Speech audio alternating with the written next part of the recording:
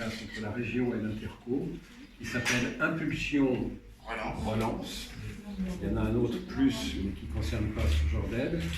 Et un des premiers dossiers on voulait illustrer ce matin, présence de la CCI, que je remercie parce qu'elle a été à l'origine avec nous du lancement de l'opération, de la Fédération commerciale d'Argentan qui est là par ailleurs, M. Moget, qui est un partenaire, puisqu'il y a aussi d'autres bénéficiaires dans Argentan. On a voulu choisir aussi un peu Fleuret, pour illustrer quand même la dimension rurale, la dimension rurale de l'intercommunalité. Et voilà.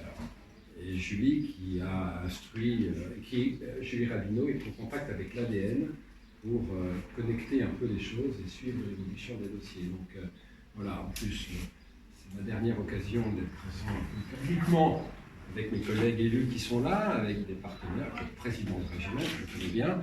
Et je suis particulièrement content qu'on puisse arroser ça ici. Avec plaisir. Avec vous, monsieur, et de célébrer votre arrivée et votre prospérité future, surtout dans cette commune qui nous est chère, n'est-ce pas, Thierry?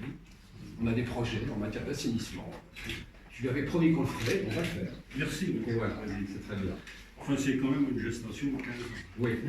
Hein, il m'aura fallu 3 ans. Oui. Nous pourrons avoir ici des toilettes accessibles aux handicapés. Très bien.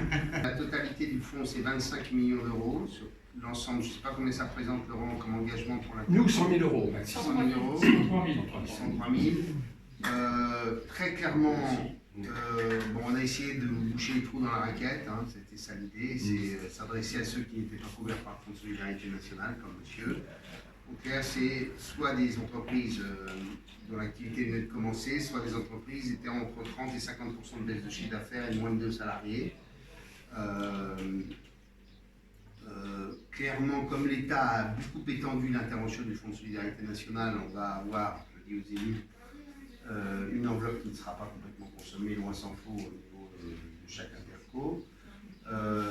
L'idée, c'est que nous puissions conserver cette capacité financière, parce que la réunion de ce matin démontre clairement qu'on va avoir une nouvelle avalanche, probablement à l'automne. On aura donc besoin de créer des dispositifs communs qui permettent de soutenir l'économie par le bassin d'emploi.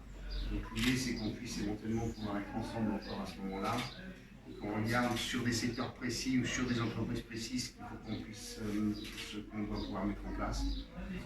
Ce qui, moi, m'a beaucoup été pour moi une vraie source de satisfaction, mais réelle, c'est pour une fois la solidarité normande. On dit souvent que les Bretons sont capables de porter leur territoire et d'effacer toute barrière politique quand il s'agit de défendre son territoire. La Normandie n'a pas toujours été construite sur ce modèle-là. Et je pense que d'ailleurs un des atouts de la réunification, c'est qu'on a beaucoup plus conscience de l'identité normande et de cette communauté de destin. Et toutes les intercommunalités, sauf une, ont dit oui pour ce dispositif. Et quelle que soit, j'allais dire, la taille, que ce soit la métropole de Rouen ou la plus petite intercommunalité. Donc en zone rurale ou en zone urbaine, quelle que soit la majorité politique de cette communauté de communes, toutes, sauf une, ont accepté d'être dans cette histoire pour soutenir l'économie locale. Donc et ça s'est fait, souviens-toi, par des visioconférences où personne n'était là pour essayer de bargainer, de chipoter, avec un vrai esprit constructif. Et ça, pour moi, ça a été vraiment une vraie source de satisfaction d'un dispositif. Et je remercie les consulaires qui avaient vraiment été créés par un vrai dialogue, comme le disait Laurent, avec les consulaires et les organisations patronales. Enfin, nous qui l'avons bâti, on l'a bâti ensemble. Voilà. Et donc, monsieur, on n'a plus qu'une chose à faire maintenant, c'est venir manger chez vous un de ces jours. Avec plaisir. Voilà.